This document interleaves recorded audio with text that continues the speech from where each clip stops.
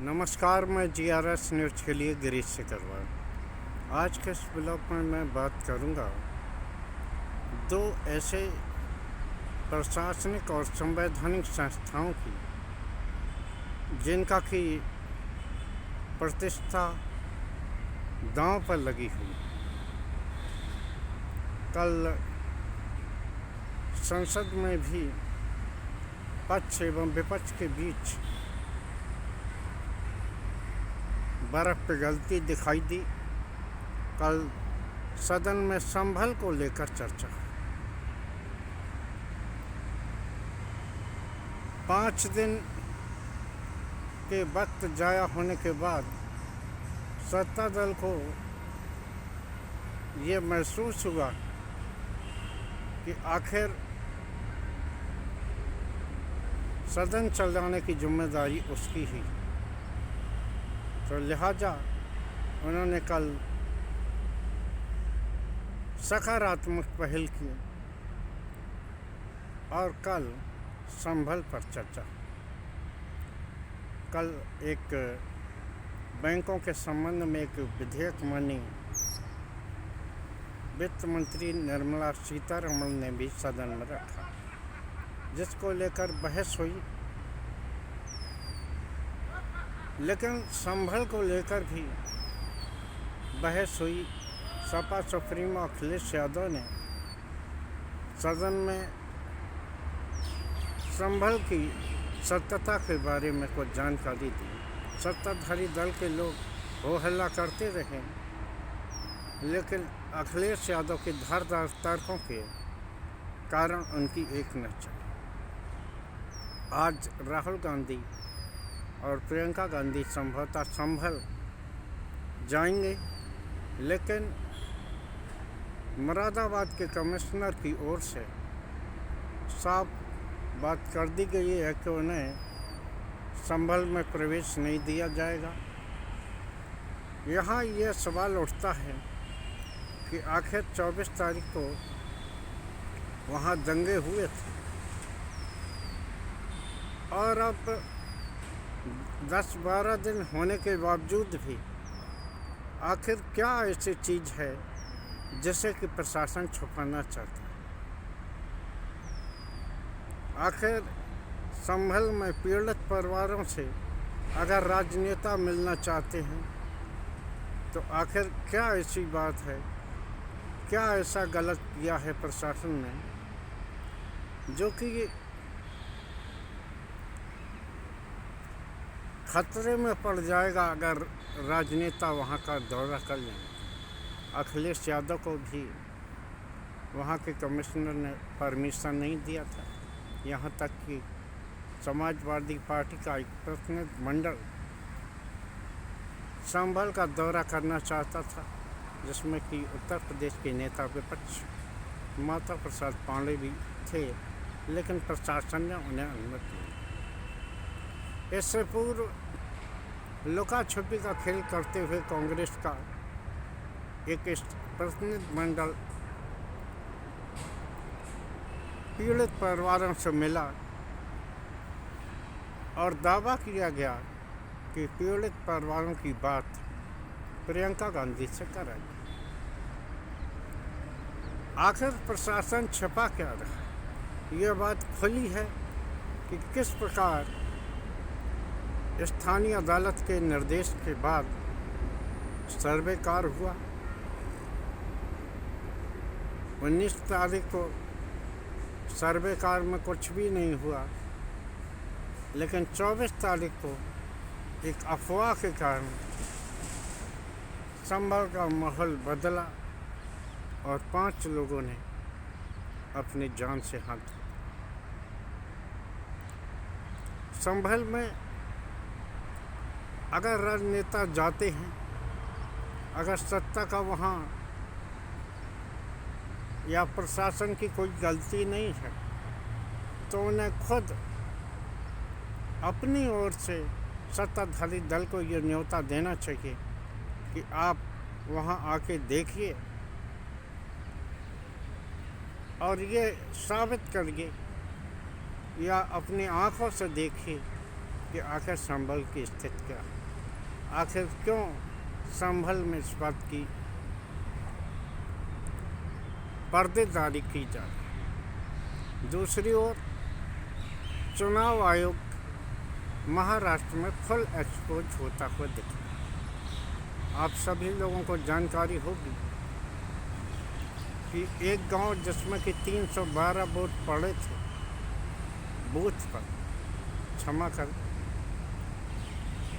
और वहाँ मतगणना हुई 624 वोट। एक और गांव है सोलापुर जिले में मरकटवाड़ी, जिसमें कि भारतीय जनता पार्टी के प्रत्याशी को 1003 वोट मिले और जीतने वाले एनसीपी शरद पवार को 803 वोट। गांव के लोग इस परिणाम से संतुष्ट नहीं थे, लिहाजा उन्होंने चुनाव परिणाम आने के बाद बैलेट से चुनाव करने का निर्णय लिया। पूरा गांव ग्राम प्रधान के नेतृत्व में, तो उन्होंने स्थानीय तहसीलदार से अपील की कि आप यहाँ हमारी जो बैलेट से मतदान होना है उसका देख रेख करें, आप ही व्यवस्था बनाएं। लेकिन प्रशासन ने मना किया। बाद में गांव वालों ने ही एक टीम गठित कर कल वोट डलवाने की पहल की। ये एक ऐसा सकारात्मक संदेश था कि जो ये दिखाता है जिसमें कि दूध का दूध पानी का पानी हो सकता है, क्योंकि चुनाव आयोग राजनीतिक दलों की ओर से उठाई जाने वाली आपत्तियों पर कोई भी विचार नहीं करता। तो आखिर क्यों न आम जनता ही इसकी पहल करे। आयोग ने तो ये मान लिया है कि मशीन से छेड़छाड़ नहीं हो सकती होगी, लेकिन आखिर जब जनता के मन में संदेह है तो उनको दूर करने वाले की जिम्मेदारी भी आखिर चुनाव आयोग की है। चुनाव आयोग इस बारे में आगे नहीं बढ़ना चाहता। तो जब आम जनता ही इस बात पे आगे बढ़ी तो प्रशासन ने पहले वहाँ धमकियाँ दी। आरोप है कि वहाँ लाठीचार्ज भी हुआ और स्थानीय लोगों से कहा गया कि जो लोग वहाँ आएंगे उन पर मुकदमा किया जाएगा। और बाद में पता लगा कि वहाँ कर्फ्यू भी लगा दिया गया। बाद में उस गांव में जो आम जनता चुनाव कराने वाली थी बैलेट पेपर से, उसको निरस्त कर दिया।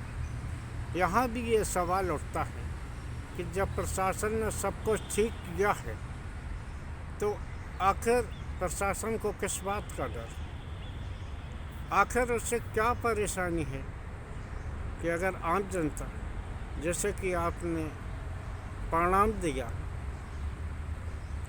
अगर आम जनता इस बारे में संतुष्ट नहीं है तो उससे